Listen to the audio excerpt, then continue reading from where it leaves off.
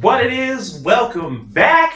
We here We back. in effect. Saved by the Game podcast is back in the house with your hosts, both of us, the men's with the plans, the games that keep going. Neo Ness here, and my boy Zelda Hat Guy in the house. How are you, brother? Doing well, man. It's been a minute. It has been a minute. Been like It's been a lot of 7 minutes. years later. That's what Oh it's my been. yeah. 7 weeks ago. Yeah. It's been It's a minute. been work, moving, finally somewhat settling into the new house. I'm so And excited to see that, bro. Like I told you, like I'm not gonna watch your YouTube video when you post it. oh man, Because I gotta see it in person. I feel like I get a it's better view than all of your viewers because I get to come see it in person. it's not done. Like so, well, okay, the media room is done. So everything where all my games are housed, everything that's all done. I think I've gotten it pretty dialed in. I've got a couple of Is posters. the game room ever done? Okay, so the media room is done, right? So like everything where like my gaming shelves and my consoles, that's done. I think that's perfect. At the max, I plan on adding a couple of more posters in there that I'm getting framed right now, and then a smaller shelf, and that's it. But the actual game room where my arcade systems, it's just stuff's just in the room. It's just there. It's just there. It's just there. I don't know what I'm doing with it yet. And then my office is, I'm just about done with the office, just like one or two more things in here, and then that's dialed in. And then I still have to work on the mini bar. I have a mini bar I'm working on. Yeah. I got my mini fridge already. I got a real sized mini fridge this time. I got the Xbox joint. That mug is fire. Oh. The real one, the one that they should have been selling the very first time. This one is fire. Yeah, the one that I had, it was kind of whack. I ended up selling it. It's lame. Yeah, I mean, I still have it. It's in the box, but I'll never use it. I mean, it doesn't keep your drinks cold. And what's really cold about Xbox is they shut down 360 still, man. Oh my God, it's cold. Oh. You know, I didn't think I would really like feel any kind of way about it, but I kind of did. Like, I haven't played a game that was on Xbox 360 servers in 10 years, but I was like, dang, man, like, Not true. what? That's technically not true. You've played Halo. Yeah, but we played MCC though. Yeah. That's not on the original. There are people still going back and playing like OG Halo 3 and Modern Warfare 2 on the Xbox 360 servers.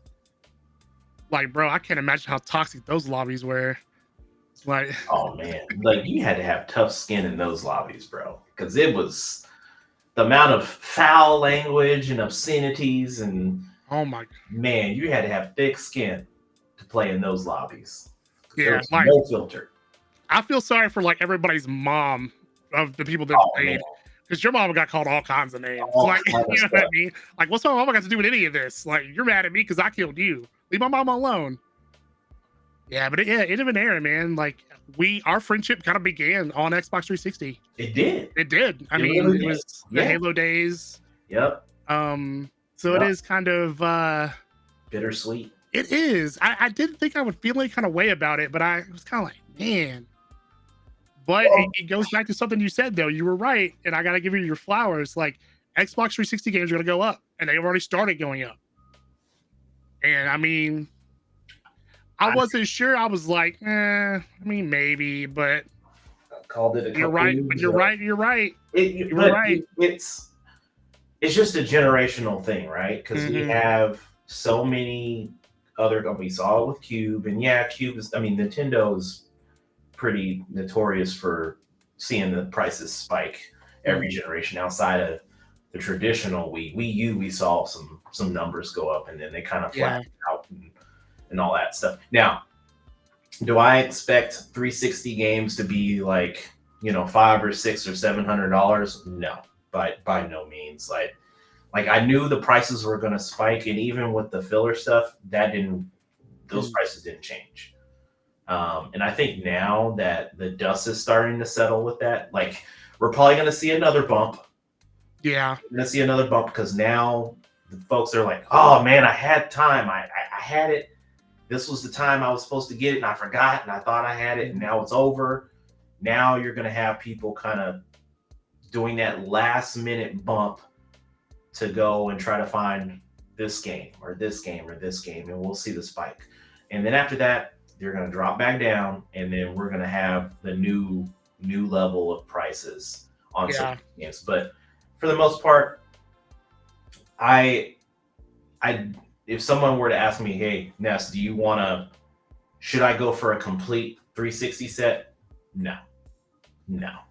The library was good. Don't get me wrong. There's some bangers on 360. There are for sure. Out of every Xbox, console generation library, 360 by far was the best one.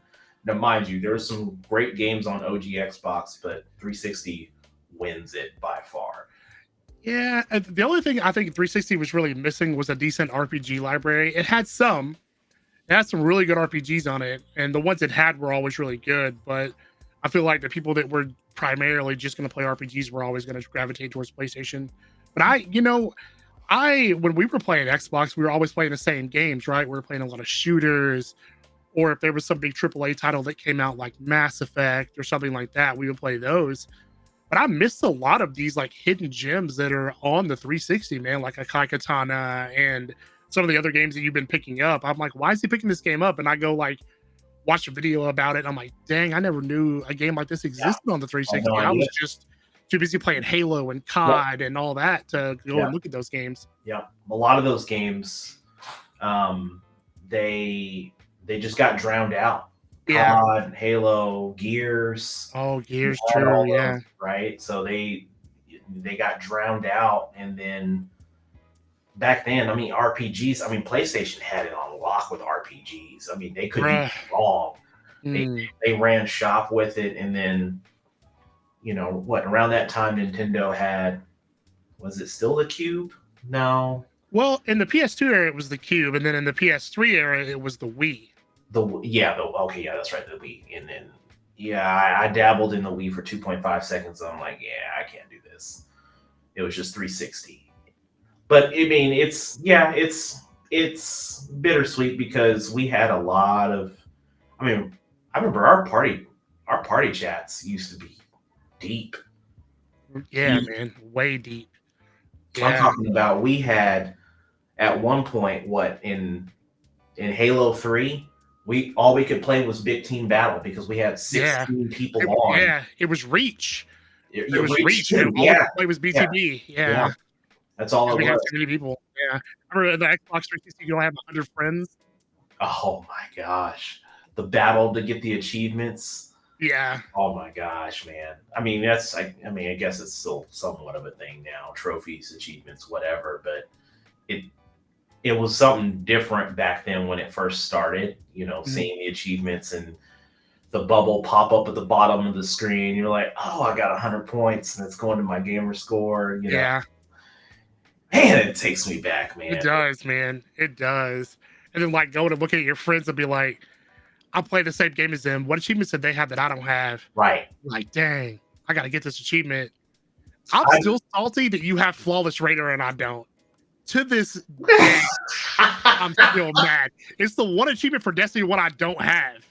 So your gamer score on D1 is higher than me because of that achievement, and I never got it. And but you know what?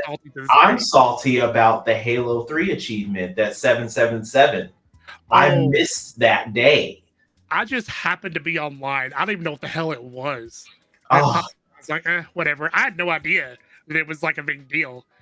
And you can never get it. Or get it again, yeah. You can never get it again. You had to be there. And I'm like, the one time I'm not on the game is the one day that I need to actually be on. Literally the one day, because I swear to God, you were on Xbox every day, man. Every single day, and I don't even know what I was doing that day. I don't know if I was at not getting that achievement. I'm just kidding. God.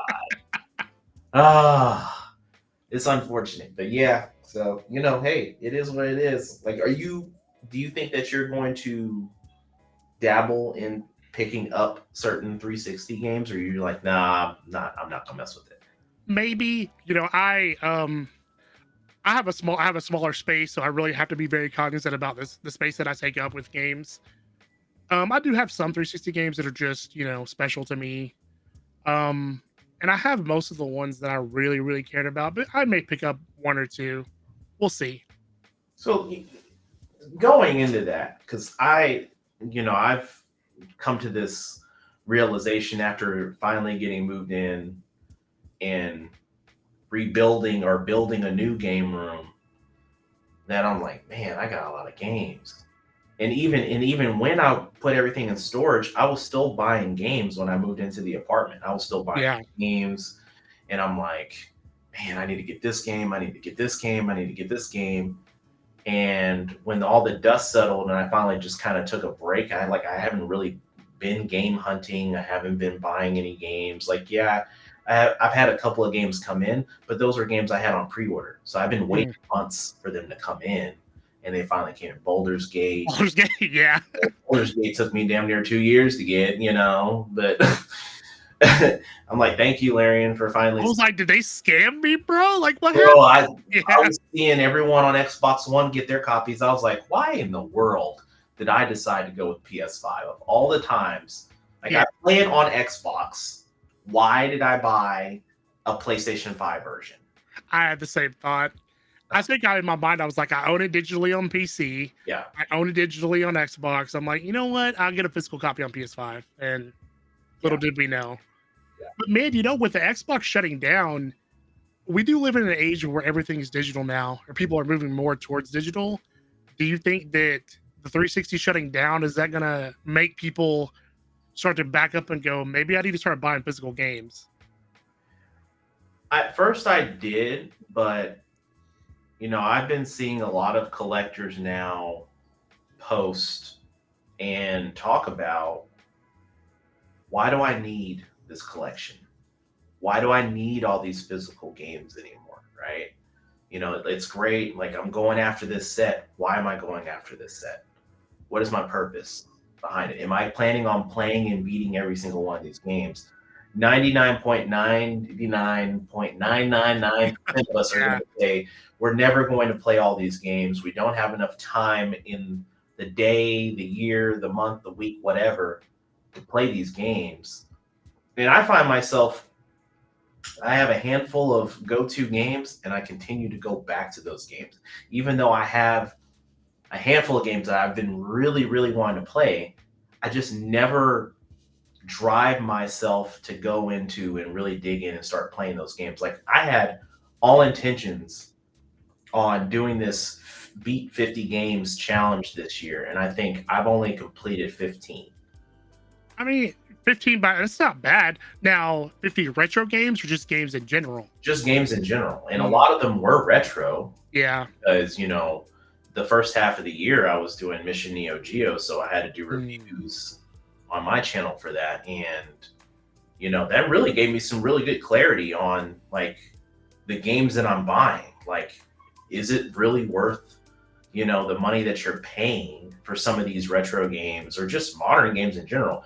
Is it worth dropping, $300 on a special edition for a game that comes out and ends up being trash? Right? Sure. Yeah, Sure. you get a statue, a poster, some lanyards, whatever, but you know, that's a box that's going to take up more space in your game room, whatever. And it's not me being negative here. It's just me coming to this realization, like, do I really need to accumulate so much of this stuff? Because I've talked to a couple of buddies and they're like, hey, man, I'm liquidating everything. I'm like, why? Like, you have a fire collection. You're like, yeah. But now I've come to the realization that I can go buy a console, mod it, have the entire library on that, and I can utilize my space for other stuff. And I can utilize that money to pay off bills, pay off the car, put a huge chunk and down payment on my house or whatever. Yeah, that's true. So it's, I've gone through my collection and I've looked and I said, if I had to sell everything tomorrow, would I or could I? And my answer to that is, I could sell probably 20% of my collection and be perfectly fine with it being gone. Now, the other percentage of that, I would have a very hard time. If you ask me, like, what portion of my collection would I not sell? It's going to be my Neo Geo collection. Sure. I mean, that's kind of it's not what you're like known for in the Yeah. community now. And, so I don't blame you there at all. But no, I agree with you. I find myself liquidating things too, Mhm. stuff that I bought at a convention. And I'm like, okay, Yeah. I really have no attachment to this. I don't have the space for it. Yep. So I think that, the retro games are kind of like our generation's antiques, right? Yes.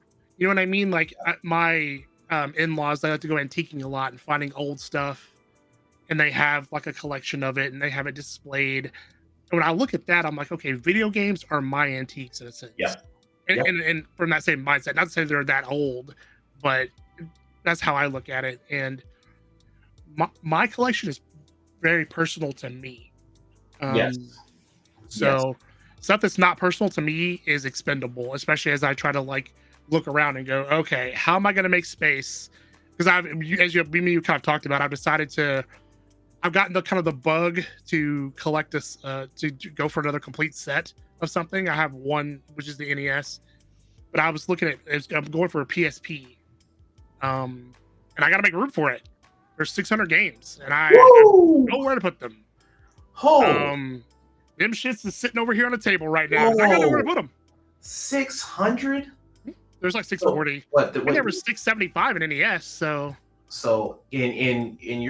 At one point you were actually thinking about upgrading your NES set, right? And going like CIV? I thought about it. I ain't got money like that. Yeah, that's I'll pick up things here and there, but where my NES collection is now, I'm happy with it. I would never get rid of it. It's a big part of my collection is that. You love the NES. I do. I mean, the NES is special to me because it was the first video game console I ever played. Do I think it's the best video game console? No. And we'll get to that here in a minute. We have a little something for y'all in a minute. But it was the console that made me a gamer. And so that is why I have that big attachment to it. But, as much as when we talk back and forth, you oftentimes say that, like, you come to me for the advice and all that. But, you actually taught me something, and you've changed my way of thinking about collecting, and you don't even know it.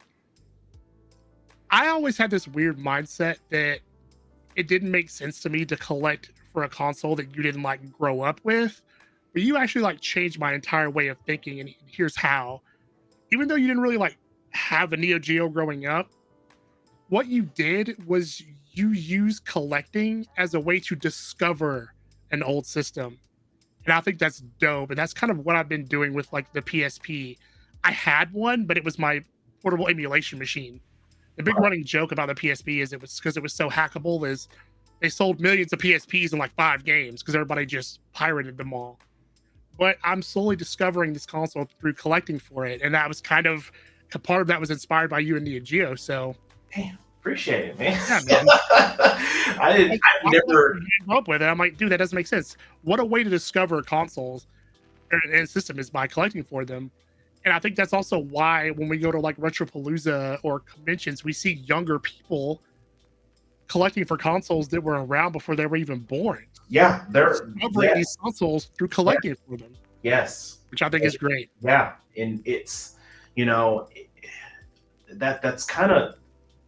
that's really the whole purpose behind why I did it was because folks were like, "Man, you should do a YouTube channel." I'm like, I'm good with just posting on Instagram, but yeah. And then it was just like, well, what am I doing with this YouTube channel? And then what's my message to everyone that wants to watch?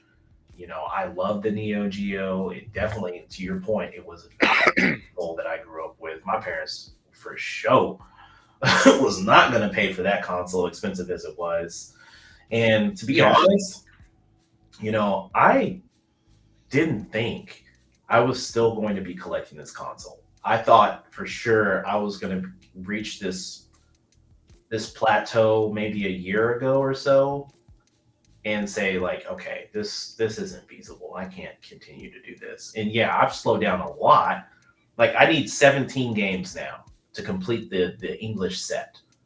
And that's 17 games minus the 2 most expensive games in the entire English set. I just removed those from the list because they're just not. It's not feasible for me to be able to afford it. So my plan is to get a close to perfect conversion of the game. Which one of them I actually have a conversion, but the artwork for that conversion isn't mirror perfect. So I'm just going to upgrade the artwork and call it good. Um, but the other ones, I mean, I've almost, like there's what we call NCI is what we call them in Neo Geo. Basically, their conversions or repros or whatever you Mm. call it, right? There's really, really good repros that, to the non-collector would see pictures and say, "Oh, that's a real one. That's the real game." So, but to me, I know it's not real, right? So, Yeah, but what about there's still Japanese versions of these games, right? yes, What about just getting Japanese to fill in those slots? I did that with Stadium Viz with PAL. I got a PAL one because, bruh.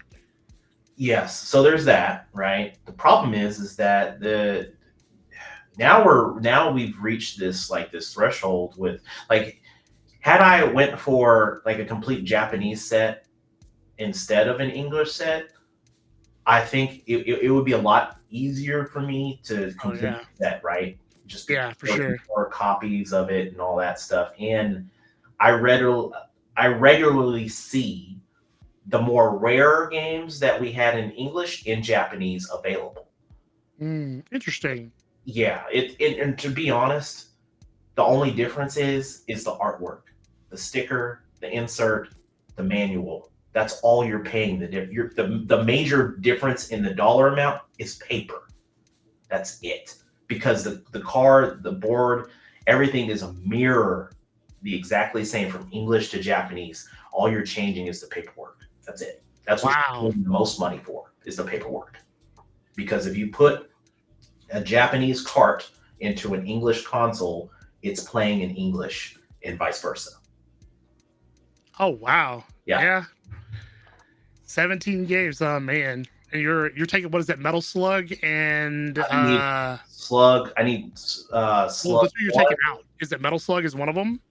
Metal Slug 1, 2, and 5. I need those three. Um, I need Double Dragon, Art of Fighting 3. I need Fatal Fury Real Bout 2. Um, what else do I need? There's some other ones I need too, but Neo Turf Masters, which is the golf game. That's my second favorite. That's like my second Grail game Mm. on Neo Geo. Garo Mark of the Wolves was my number one, but like my next second that I would love to have is Neo Turf Masters. Mm. So you said you were subtracting two games. Like which games are those that you're subtracting? So Ultimate 11, which is basically Super Sidekicks 4, it's a soccer The game. soccer game, yeah. So the story behind that is that there was a very they only released it in Europe, right? So the US audience never received an English Mm. of that game. So there was a very small subset copies of, you know, small unit size, maybe, I don't know, 100, I don't know, out there. But it's a very rare one to find in English. And then the other one is Kazuna Encounter Super Tag Battle, which is a fighting game.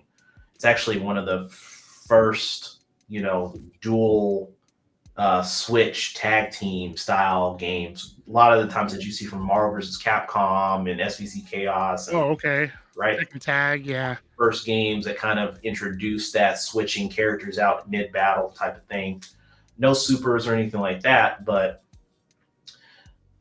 this is one of the more controversial games on the console because there are stories about SNK had this issue happen at a warehouse, don't know, or there was a lot more copies that people are saying there are, and they're just people who have the copies are keeping them hidden so that way they keep the prices high, and then other people are saying there was only 6 made with the English insert, blah blah Mm. blah.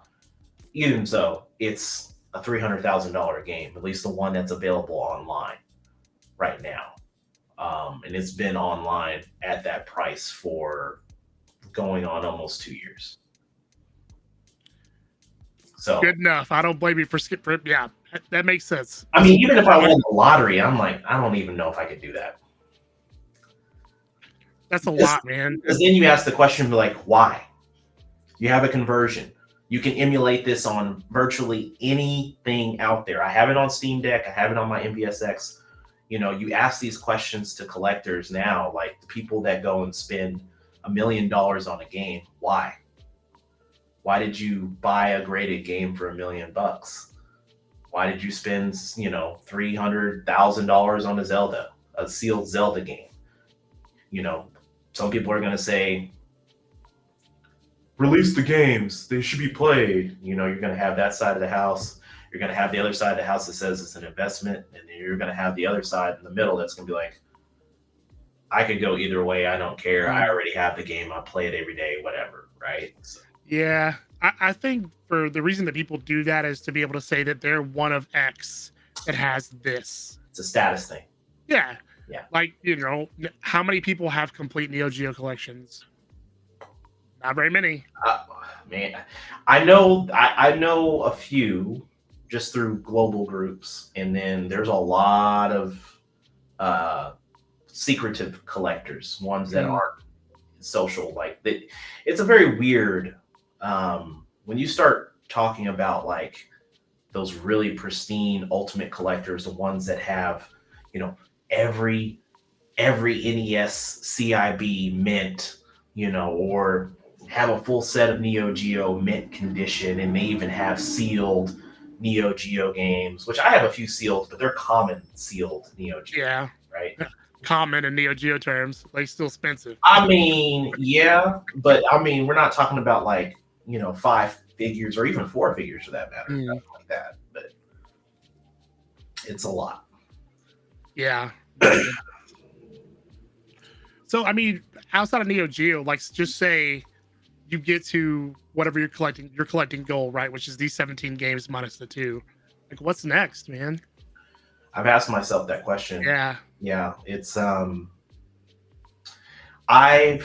I said that I was going to consolidate a lot of my collection down. Like if I did actually hit my goal or even if I came close, if I came super close, let's say I got down to my last 5 games for the Neo Geo, I think I would probably be good calling it right there. So close though, man, that would drive me nuts. I mean, because like the amount of money that I would have to fork over, and it's like every year that goes by means that it's every year the price goes up, right? Because it has not decreased the years. Not really. Right? It's gone up every year, even for the common games. I've seen the common games go up more than I have the larger titles, just because the larger titles, you don't see them very often. But the more common stuff, I've seen them get bumped up $75, $100, $200 more than what they were when I started 3.5 years ago. Right. So yeah, it's a supply and demand thing. And the common games are, I mean, you can see them at a retro store if you live in an area where they have really good quality games, or a convention. Like I've been to 1 convention so far this year, and I've got 2 more in October. And the convention I always make it a habit to wear a Neo Geo shirt every convention on the first day. And I'll walk up to a vendor. That's generally the first thing they say. It's either one of 2 things. Oh, I don't have any Neo Geo games. Like, all right. Like, what else you got, man? Or be like, hey, man, Neo Geo, man, I got some games over here. Let me show you. Like a piece of candy. They're ready. Oh, because it's not a huge market. I mean, right? So if they can sell them, they're like, oh my god, they probably had them for a year. Oh, I'm sure they sit on them. And like, that's the plus side for me, is that generally if I go to a convention, I'm generally the only guy in there buying Neo Geo stuff. Yeah. Right. So I can haggle a little bit more aggressively. And plus, I mean, at this point, I would say I'm I won't call myself an expert, but I'm well versed in knowing what I'm looking at with a Neo Geo game, right? I can spot fakes. I know what I'm looking for in terms of what's classified as mint, all those things. So if I go in and someone's like, man, this is what it is, I'm like, that's not what it is. You're asking for the top of the market pricing for a very bad condition game. Yeah. And I get it, you got to make money, but you're not going to sell that at this price. You could put it on eBay and put it for auction bids, and it wouldn't sell at that price. It's going to go lower. So you just, or you're going to have someone who's just really desperate and they really need that for their collection, and they may be willing to fork that over. But how long are you willing to wait is the question. Yeah, I feel like that's definitely a game of patience. Because you're not just going to see, like NES, every vendor has a whole table full of cards for you, whereas you don't see that with Neo Geo that much. Man, that's why I'm like, I envy sometimes like the Nintendo folks. Like I envy you all because there's just this abundance of vendors who have those games. Like you could go to one booth and someone has 3 or 4 copies of that game, and it's just your selection of which one's the best condition that you want. And then you could go to another booth and someone's got the same games, but maybe they're CIB or maybe they're just priced lower. So you're just winning in all kind of avenues. For me, it's just like slim pickings. It's either you may see 1 or 2 vendors that have 1, maybe 2 games. I think the last time you and I went to Retropalooza, I mean, there was 2 or 3 booths in there that had games, and I think I bought a couple from one guy. You did. You bought a sealed game, if I remember right. Games from him. Yeah. Yeah. And I had to really justify buying those because I'm like, do I need these? Do I really need these? But, yeah. Sealed Neo Geo games are weird because like when you see a sealed like cartridge-based game like an N64 game or SNES game, you look at it from a distance and go, oh, that's sealed. Yeah. Whereas Neo Geo, it's a lot harder to tell until you get up on it and go, oh, this is a sealed game. And even then, it's hard because they're just sticker seals. They're not, they don't have any cellophane or anything on there. It's just a sticker seal. And generally, SNK did those by hand.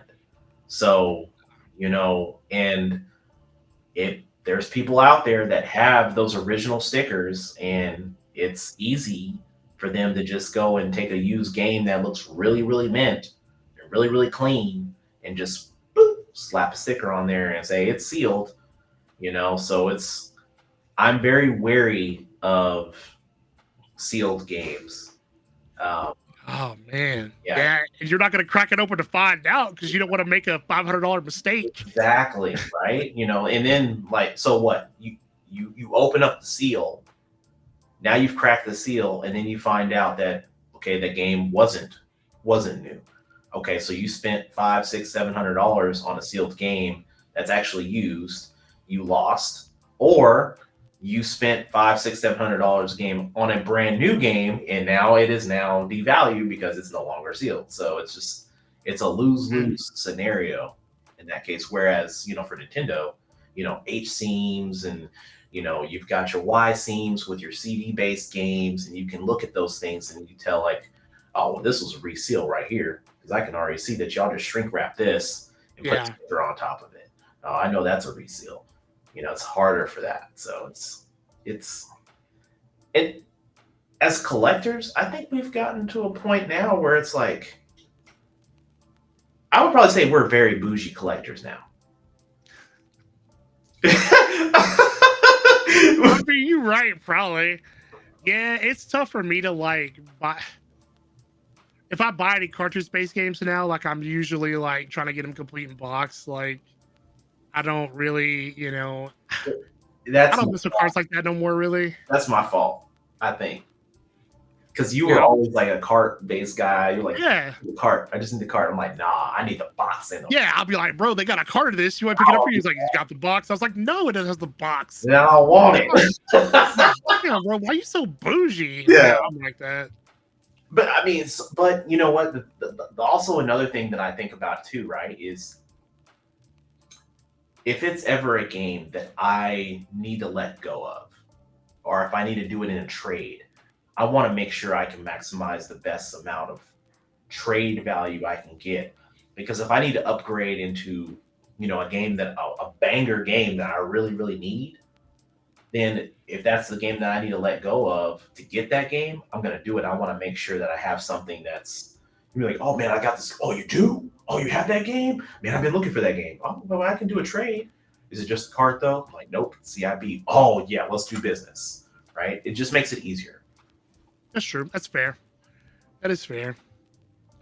All right, man. So we're talking about the 360 being kind of sunsetted, and we talked a little bit about some of our favorite consoles. So I thought what we would do is we would team up and do this console tier list. Okay. All right, let me share my screen here. Let's do it. All right. So essentially what this is, normally you'll see YouTubers or whatever, they'll do it like solo. They'll go through and they'll say what they think. But what I thought we would do is we'll get both of our opinions and then we'll meet in the middle. Okay. All right. This will be the Saved by the Game console tier list, right? So if you think a console's GOAT tier and I think it's like a B, put it somewhere in A. We'll split the difference, if that makes sense. All right, which one do you want to start with? We can just start in a row. We can start down the very bottom and start up and just roll all the way back up. Okay. Let me Is that a Nintendo DS? Is that what it is? Yes, that is a Nintendo DS. I'm gonna give that a B. That's fair. I played my DS a decent amount. Oddly enough, I think I played more Game Boy Advance games on this thing than I actually played actual DS games. So I'm good with it being a B. Okay. I think I can live there. Okay. I can live with a B. I think that's fair. All right, bro. PS2's the GOAT. Yeah, bro. Like this is not even close. Yeah. Like to me, the two greatest consoles are the Super Nintendo and the PS2, in my opinion. I know that's a very faux show. We have pour one out for the 360. I'll give it an A. You know what? So will I. Yeah, I agree with that. It really took Xbox original, like kind of started the online trend on consoles, but 360 took it to the next level, man, with achievements and the great online. I agree with that. I definitely think it's definitely in the A spot. High A. I would almost sneak it into S, but high A, I think is fair. Yeah. Up next we have the PS Vita. I don't know did you ever have a Vita? I did. Have a Vita, so I'm leaning toward. I mean, I know that the collections are high and like going for sets and all that. So I mean, I could be anywhere between an A or a B. The hardware was awesome. They did a couple of things weird with the Vita. They had these specialized memory cards that you had to buy. You couldn't just use an SD card like on the PSP. And transferring files back and forth between the Vita was a little bit cumbersome. But the hardware was ahead of its time, in my opinion. And the game library is actually pretty good. It's just it didn't sell super well due to some of those things. But if we're just looking at the hardware itself, you said B. Like I'll say A. So we'll split it. We'll split it and say it's high B tier. Okay. High B tier for sure. Let's see, the PlayStation 4.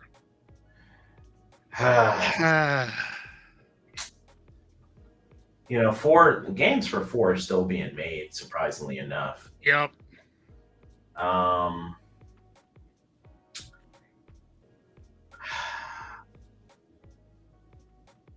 I'll let you go first, and then I'll tell you where I'm gonna put it. I'm gonna give PlayStation 4 a B.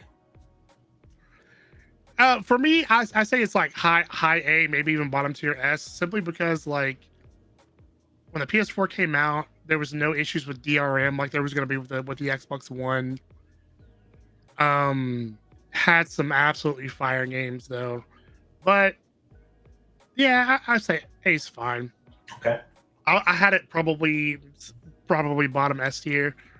The Nintendo Wii.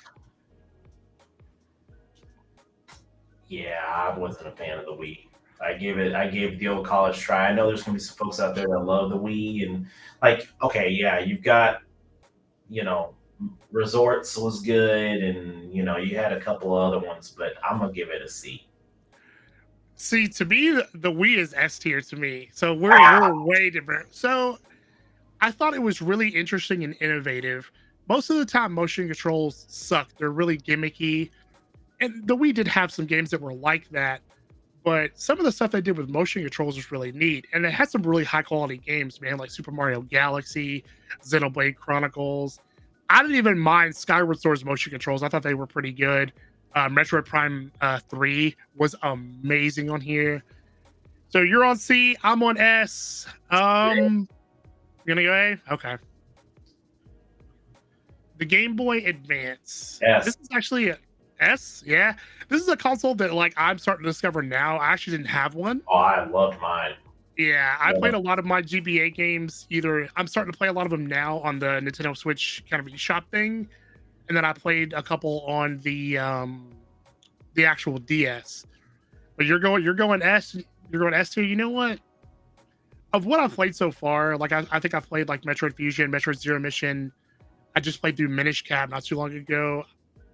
If that's any kind of testament to the quality of games, then yeah, I agree with you. S tier for sure. They had some really good games on the Advance. Really awesome games. All right, the 3DS. I didn't mess with 3DS. I'll go with your selection here since I haven't had experience. To me, the 3DS is S tier. The 3D thing was more than a gimmick to me. I mean, I thought it was really cool. Hardware had great battery life, some great games. Yeah, I love this thing. Okay. Go with S. Yeah. I'm going with S tier. All right, coming up next we have the Super Nintendo. Out. Yeah. Now. Like, come on. So I mean, Corey, when you get a mini console version, it has a release and all that, many decades later, goat. Certainly, I mean, it's goated. Like, it's to me, these two consoles, like, all day. Like, yeah. Even though I'm a big like NES collector, if you told me you could only have you're on an island, you can only have two consoles, it's gonna be these two. Yeah, for sure. The Wii U. B. I actually put it lower than that. To me, it's easy. Yeah. If I call it a B, you call it a C. We call it a C.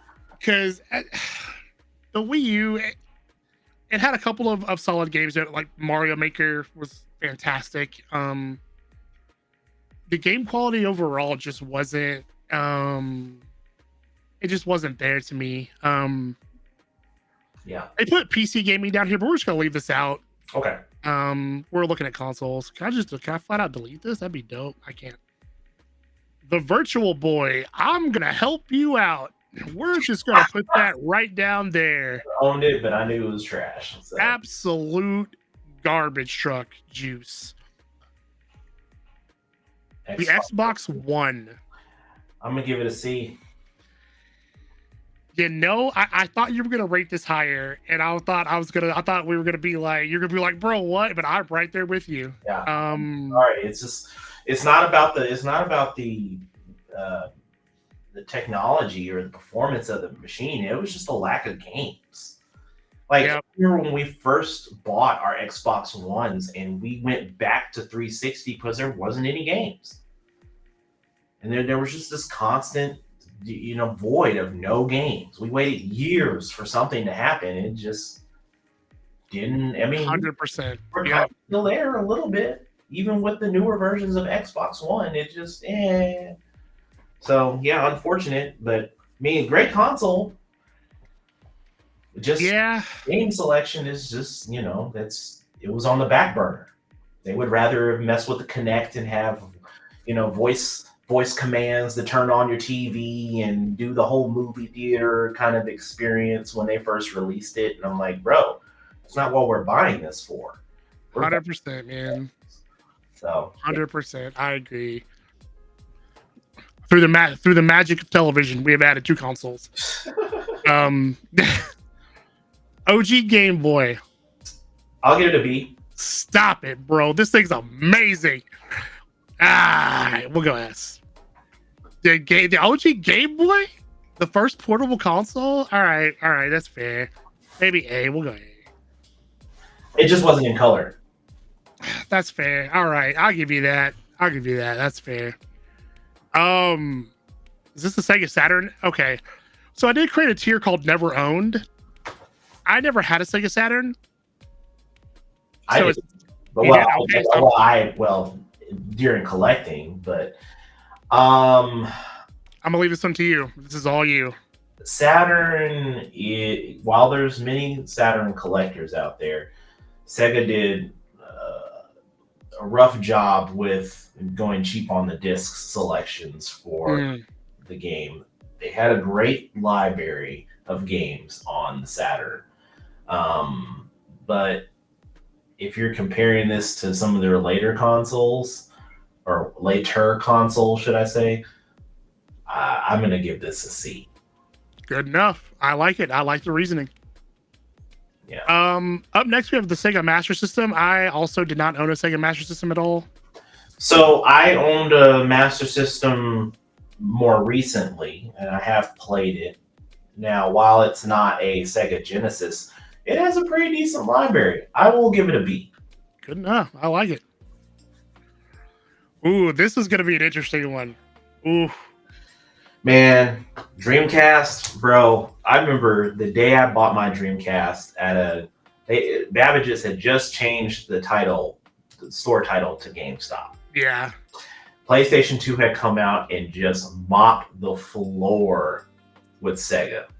I bought my Sega used for $80. And I'll tell you, Sega Dreamcast had a banger list of games on it. Mainly, it was the machine for fighting games. Oh, yeah, for sure. Fighting games on point. Shenmue on there. You had, what else you had on there? You had 2K on there. I'll give Marvel vs. Capcom 2 was also on Marvel vs. Capcom 2. I'm giving it an A. Give it an A. Okay, so I paid full MSRP for my Dreamcast when it came out with my summer job money. The Dreamcast had a decent-ish library of games. I believe it was one of the first consoles to actually have built-in online capability. Yeah. All right, A's fine. We'll go with A. A works. Okay. The PlayStation 1. I'll give it an S. Yeah, that's facts, bro. The PS1 is. It's not goated like the PS2. Yeah, but it's an S. If the PS2 didn't play PS1 games, this might be here. Yeah. But the PS1, it was part of it, and the Super Nintendo were part of the golden age of RPGs, man. For sure. From the 90s to the early 2000s, if you were an RPG fan, you were in hog heaven, and these two consoles were part of that. So yeah, I 100% agree. I'm also going to help you out a second time and put this piece of crap right here. What is that? That is the Ouya. Oh yeah, I don't know. You ever heard of it? Nope. Yes, nobody else has either. All right. I've heard of it. I had a friend that hyped this thing up really bad. I think it was an Android-based gaming machine. Came out to absolutely terrible reviews. So yeah. The Sega Genesis. I'll give the Sega Genesis an S. That's fair. I can't put it up there with the Super Nintendo. I just can't. But Sega really gave Nintendo a run for their money back in the day. It was the place to play Mortal Kombat at first. I mean, Sonic. Oh yeah. Had some decent RPGs, some sleepers, man. Phantasy Star, Shining Force. Yep. Shinobi was my Rage. Yeah. Sonic the Hedgehog. Some classics. Shinobi 3. That's one of those games I still own is Shinobi 3. I love that game. I still have mine. X-Men was on there. Yeah. Ooh, yeah, that's true. Comic Zone. Yep. So yeah, it has some bangers. I can't put it up there with the Super Nintendo though. No. But it's close. It's high S tier. I'll say that. S tier. Very high. If I had to put these in order of S tier, the Sega would be over here. Well, yeah, somewhere. It'd be like that. I can dig it. Oh no, actually the damn PlayStation would be right here. Yeah. The Panasonic 3DO, I never owned one of these. One. So I didn't hear great things about them, Nor did I. but I never owned one. All right, man. The Nintendo Entertainment System. Goat. As Yeah, an the idiot, only reason why I'm I call it the GOAT is because if it wasn't for the NES, we would not be here. that's It's the true. foundation That is true. of our gaming industry is because of that console. The library of games set the very foundation of what we know as video games today. It was Yep. Atari. Atari was Atari. But Atari almost killed the video game industry. yes, Well, partially. yeah. But So Nintendo brought it back with the NES. I actually had to write a paper about this for school, so I had to do a lot of research about that topic. I was gonna put it in S tier, oddly enough, as an NES collector, but you know what? When you bring that up, yeah, we'll put that in go tier. I'm looking at it. I'm not looking at it just from like performance and games. I'm looking at it holistically, like what impact have you done for video games in general, the industry, the community, all of those things. So That's fair.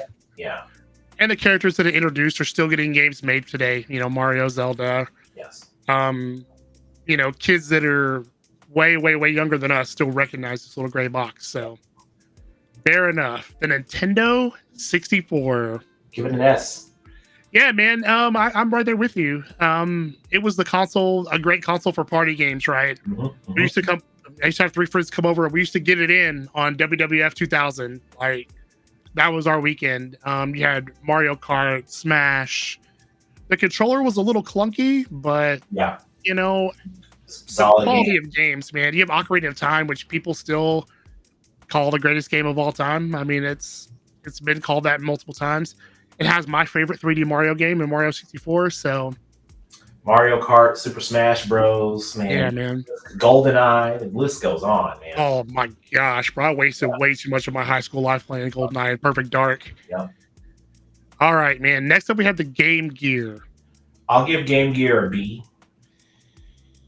I had a Game Gear. I did too, I loved and it just because it was crystal clear and bright, and you could see the colors.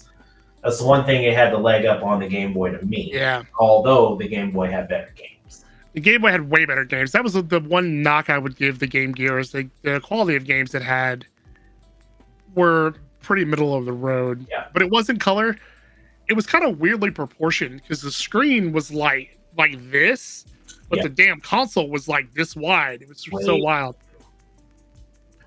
All right. Up next, we have the GameCube. Oh, Cuber, huh? So I didn't own it at the time. I mean, I have one now, and I've played it. I'll give it an A. Yeah, I owned a GameCube, but at the time when I had one, we got one for Christmas from my girlfriend at the time's family. But at the time, I was embroiled in Final Fantasy 11, so I never really played my GameCube at all. I went back later and played like Wind Waker and a couple of other games, but I think A's fine.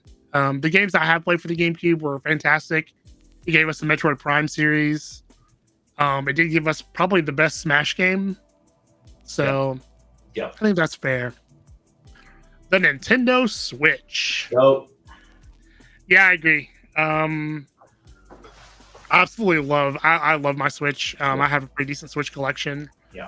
it's Yeah, Nintendo has just been knocking it out of the park with games. Even some of the remakes I think are justified. They're picking the right games to remake they are. to allow people of this generation to experience older games without having to go back and buy an old console. So yeah, man. I mean, the Switch is. I can't say enough about it. It's a great party game system with the Joy-Cons and all that. Yeah, to me, it's an S tier console. I agree. For The sure. Atari 2600. Trash. Yeah, man. I had cousins that had the 2600. I absolutely hated it. Yeah, and I think for us, It's a generational thing. it is a generational thing. Maybe, There are some. maybe trash is a little too harsh. What about C? Let's go C. You want to go C? Yeah. I mean, I mean, there's some games on there that have moved it their way through, other consoles over the years, and but yeah, I'm not an Atari guy. That's just me. Yeah, I mean, I give Atari some brownie points because it really did bring console gaming to the forefront of people's minds. Yeah. Also, gaming mostly took place in arcades, and they kind of figured out how to actually bring that arcade experience to the console. So I'll give it a C for that. It gets some points knocked off just because of how bad it became later in its life cycle. But yeah, I think C is fine. The PlayStation 3. I'll give it a B. Yeah, I can't put it up there with 360. Personally, I like the 360 better in this console generation, namely because of the price difference. Yeah. The PS3 was the cheapest Blu-ray player on the market at the time, but still, like $700 for a console was a little rough. Yeah, I had both at one point, and I did as well. ended up getting rid of the PS3 and staying. It went strictly 360. So yeah. Yeah, while I would say the PS3 has better exclusives, right, with Uncharted, The Last of Us, and things like that. At the time, Metal Gear Mhm. 4, and Metal Gear then, 4. I mean, while it had those exclusives, 360 was really bringing it home with Xbox Live. Yep, That's what really changed the game for Xbox at that time. Is I agree, 100%. friends, and the games that you were able to do that through were really solid games and titles. So it made a difference.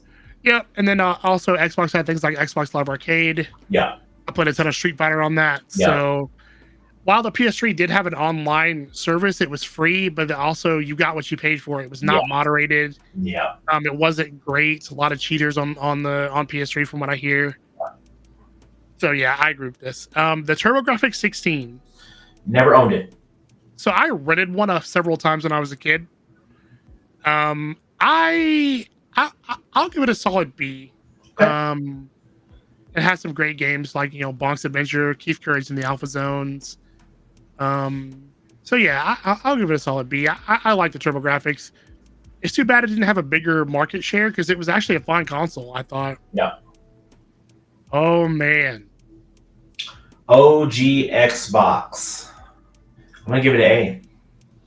Yep, I didn't own an OG Xbox. I never owned one. I was a PS2 guy firmly. Way too many solid games, man. I mean, you're talking about the introduction of Halo.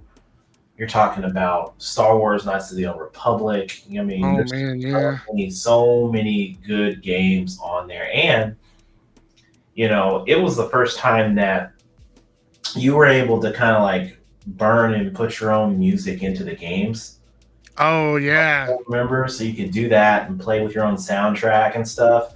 It was really cool how you could do that. So yeah, I enjoyed that console. That's fair. No, that's actually fair.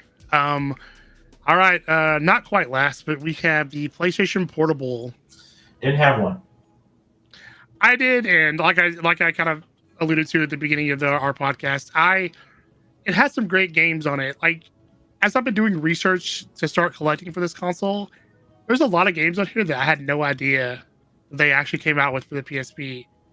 But the games I did play were bangers. Like I played God of War, Ghost of Sparta was amazing. Texas War of the Lions was another really good one. That and it was a really great portable emulation machine, man. I'm putting the PSP in an S tier. Wow. All right. I'm putting it up there with the 3DS and the Game Boy Advance. Okay. All right. The PlayStation 5.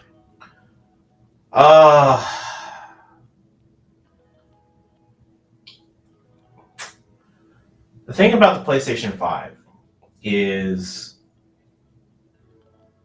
they promised a lot of innovations with the games, and they really didn't deliver when they released it. I mean, we're talking about I get the time frame they released the PS5 and the Series X weren't the ideal, and then certain games got backed out, and time frames were cut and shortened, extended, etc. But the fact of the matter is that we still have a lot of the games being released and built for the PlayStation 4 and then just getting some refreshes for the PS5. Now we're at a point now where a lot of the PS4 related games are, dwindling down and they're just releasing PS5. But I mean, we're what, 4 years into it almost, Yeah, came out in 2020, right? November 2020, I think. 4 years, almost 5 years into it in another half of the year. And we're still making PS4 games? Like, what? What are we doing here? And you're advertising 8K on the box, and it's not doing 8K. No one has an 8K TV. Oh yeah, nobody has money like that. Which now they've removed off the box. So I'm going to give it a B. So we're in different camps here. Well, you know what? I'll do this. That was bias. That was a bias, and I need to strike that because yes, I'm talking about the releasing and the games. That doesn't mean the games that they're releasing weren't good. God of War, amazing, loved it. Ragnarok, I thought Ragnarok was amazing. Right? There's some other games too. I'll bump it to an A. That's the max I'll give it. Yeah, I'm up here. I'm at the front of the S tier list. Right, okay. Yep, and I'll explain why. So, you did make a good point about them still making PS4 games and then using some kind of a smart delivery to kind of upscale them to the PS5.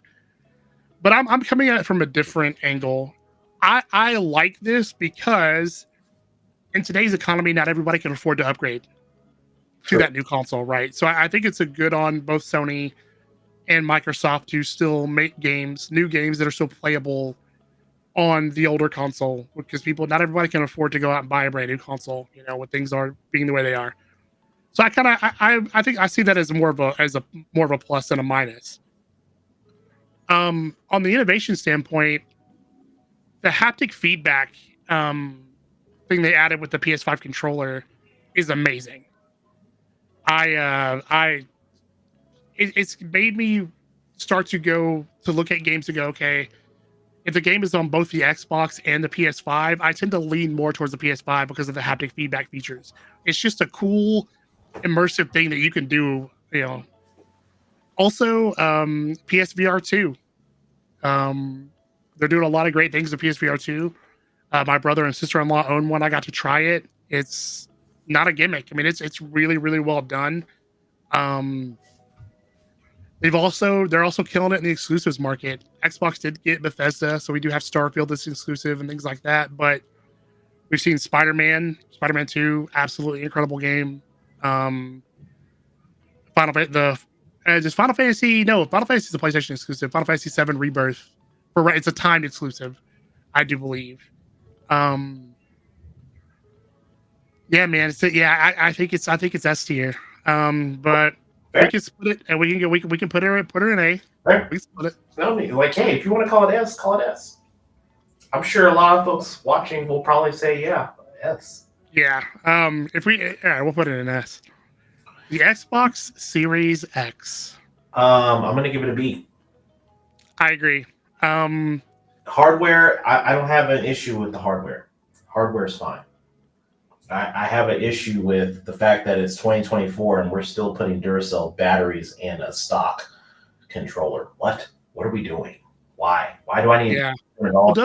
I thought the stock Series X controller didn't have batteries anymore. It does? It does. Mm-hmm. Oh, I didn't know that. I thought it was just a USB-C. Mm-mm. No. Yeah, you can have a USB-C, but like the fact of the matter is like, why? Why do I need batteries? Why? Everyone else has just a universal charge unit inside of the controller. You can't sit here and tell me that we don't have the technology for that now. Like, stop it. That's one. Yeah, that's Game Pass. While it is an extremely awesome delivery model for the games, they still need games. Yeah. A lot of a lot of banger indie games, don't get me wrong. But in terms of exclusivity, Microsoft is not leaning that way. They want everybody to play the games, which I like. I do like that, but I need to see something from the studios that they've acquired. I need to see the studios that they already had releasing some solid titles and not worrying about everyone else or everyone else's console to bring over here and then put it on Game Pass. Like, I get it. You deliver this subscription model for everyone to buy a game. That's great. But it should be a point to where if I have Game Pass, there's no reason for me to go buy a physical game. That's the way I should feel. I should feel conflicted to go buy a physical game because the games that are on Game Pass are so good. I have no reason to go out and buy it. We're not at that point. That's fair. And I think that Xbox is kind of backing off of putting brand new games on Game Pass, right? Because a lot of stuff was just day one Game Pass. Yeah. You're like, dang, like this is crazy. Yeah. But Game Pass, to your point, is kind of what's keeping Xbox in the game, I feel like. They're doing better. I thought their last showcase was pretty good. Last showcase was great. I thought it was really good. Actually, if you ask me, I think they came in first in terms of showcasing, and then Nintendo was very, very right there on the hips. Nintendo showed their ass last time, though. I was like, oh. I was like, Zelda game, bro. I was like, what? Maybe I'm biased because it's Zelda, but I mean, Sony was in last place for their showcase. I was like, lackluster. I'm like, what are you doing? What are you doing here? This is whatever. Yeah, no, I agree with this. I'm surprised that I don't see Neo Geo on this list. We have all the retro consoles. Oh my goodness, I'll fix this. It's fine. It's fine. I can do the magic of television. No, and put Neo Geo in here. Because Neo Geo wouldn't be. It's not going to be goated. It's not even gonna. It's going to be a C. And that's coming from a Neo Geo enthusiast. And the reason why it's a C is while we do have games that are good, they're all arcade-based games. The games themselves in the console are super and crazy expensive and not affordable to the average homeowner and gamer consumer. And plus, there's genres within the Neo Geo library that just didn't hit. Like we didn't have any RPGs. We didn't have anything like that. We had just credit-based, like pop your quarters in type games. And while those are fun for a while, like there's no depth in a lot of the games that we're playing, right? There's no substance to keep you coming back for more and more and more all the time. Now, mind you, there's a handful of games on the Neo Geo that you can do that because they're fun to play, but it's not something to be like, man, I got to play this. This is the game I go and put 20 hours in every year because it's that good. It's not that kind of console. So I give it a C. That's fair. I like that. It's a fair and honest review. But yeah, man, that was our the Saved by the Game tier list. I'll save this and drop a link to it in the description of the video. That way people can kind of see how we rated these consoles. For those of you watching, what are your thoughts? I'm pretty sure now. Look, we try to do this as unbiased as possible. Yeah. Our opinions. You may not agree to what I myself or Zelda decided to say in terms of where we want to rank. Everyone's going to have a different rating. That's for sure. As a community, it's just open conversation. If you thought certain consoles were trash, then you think they're trash. All good. It's all good. So if you wish to drop comments down below on this, please let us know what you think are your S to C to trash tier consoles. And what were some of the best games that you thought were on that? Let us know. Yep, indeed. And also, man, if there's other tier lists you want us to do, you want to get our opinion on, let us know. These are fun to do. Yeah. I did one for Final Fantasy that I'm going to publish when I get back from Gen Con, probably. Nice. But yeah, you said something, and I'm going to ask you this question. So you mentioned that the Neo Geo didn't have that game that you could put 20 hours in that you could come back and play over and over again, each year. What is a game like that for you? Oh, Knights of the Old Republic, Star Wars Knights of the Old Republic. Oh, that's a good one. The first one, right? Both of them. I go through both of them. Yeah, so I play. So mind you, right? Like, if I'm wanting to do bug glitches, I'll play the second game on my Xbox. If I want the full depth of the game, then I play the mod version on Steam because they unlocked everything, and then you get to play the full entire game on Steam. So I play that version. Outside of that, Mass Effect, I can go back and play that series pretty often. Something I can kind of just dive into and just play the story. This stuff that doesn't get old to me. I like those stories. Those are generally the games that I can drop a couple hours, even 20, 30, 40 hours into real easy, just because they're like a series of games. You just roll in and the story just keeps going. I like that. What about you? I think for me, it's Super Metroid. Oh, yeah. Metroid's good. Super Metroid's so good. It's my favorite Super Nintendo game. And I think the other one is going to be Super Mario 64. I one time put it into test the N64, and 4 hours later, I was still playing it. It's just one of those games, man, that I absolutely love that game. So I just thought that was interesting. That you mentioned that. And I'm like, I wonder what those games are for people. Because you're right, everybody has that handful of games that they can just keep coming back and playing. It's just probably what stops us from playing the games we should be playing. That's the problem. Yeah. It stops us because we could potentially find another game that's that good that we want to go back and play again. Damn sure not going to be Elden Ring. I'll tell you that right now. Good Lord. Bro, listen, man. I'm not... Look, bro. There's a lot of people out there that give Elden Ring like bad reviews because it's hard. Don't get me wrong, Elden Ring is not for me. I do not have the patience to sit there and just perpetually get my ass kicked until I figure out a boss. That being said, I understand the appeal of the game, and I agree with all the awards that's won.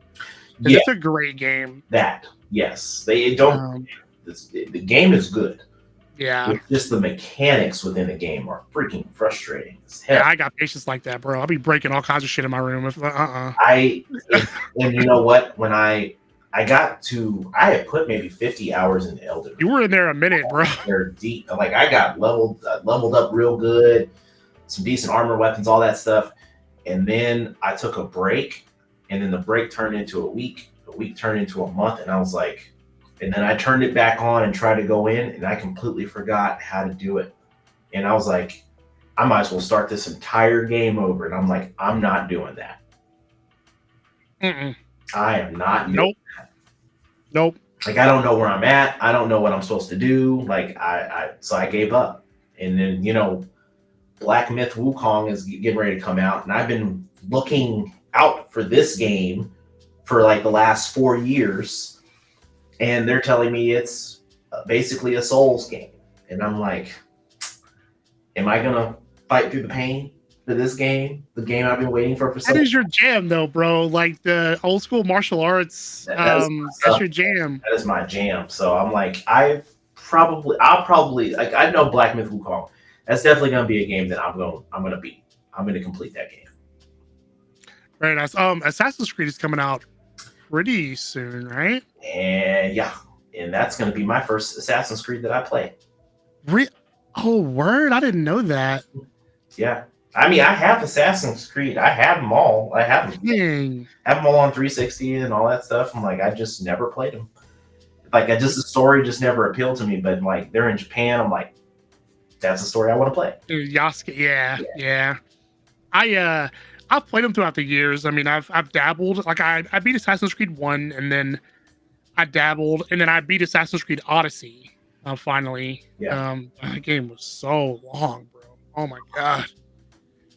But the one that it's interesting because the one that really like grabbed you was the one that takes place in like feudal Japan, because you're like into that era. Yeah, and that's all. I love that. Yeah, the one that grabbed me was Valhalla because I'm really interested in like Viking culture, and I think that's really fascinating. So that's the one that grabbed me, and I need to sit down and actually play it at some point. But yeah, man. What are you playing right now? Nothing really. Nothing. To be honest. Yeah, like we tried Path of Exile about a week or so ago, didn't we? We did. The new season started. We were just dabbling because like 2 days later, the new season started. Yeah, Yeah, yeah. It's okay, but I, I'm I, I'm tempted to just like open up one of the games that I've been meaning to play. Like, I've been meaning to play Stellar Blade. I've been wanting to play that game. you know what? Here's what we could do. Okay. Let's pick a game. It could really be any game, even if we have to emulate it. Doesn't necessarily have to be a game that's like super long, Okay. but let's pick a game and both of us play it, and then we can come back in an episode and talk about it. What we Okay. thought. So you want to do a video game book club? Yeah. Okay. Why not? All right. I'm down. So let's do this before we sign off. What game do we want to play? Oh, bro, you would ask me that. You brought it up. So I Hey, figured you knew what kind it hey. was. I got us halfway there. You got to give me Okay, the rest of it. okay. So let's Now, pick wait. a console. What console do we want to play? Oh, okay. That's a good way to start. Okay. What console do we want to play? Okay, do this. Which consoles did we rank in S and A tier? S and A tier. All right. Bringing it back. All right. So we've got or I'm sorry, GOAT in S tier. Eternity later. All right. So we've selected from what tier. We're selecting GOAT tier this time around. Super Nintendo, and our game for the video game book club is Mega Man X. I said book club. Yeah. So next episode, what we're going to do is we're going to spend the first couple of minutes of that episode going over gameplay, what we thought.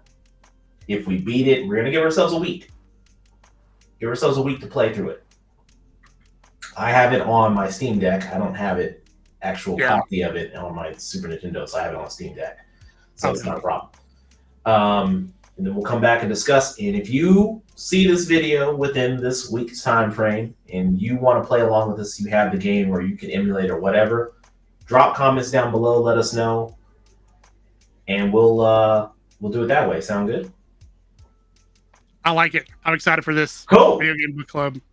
Well then, with that, this is Saved by the Game. We are your hosts. I'm Neo Ness, and I have my buddy.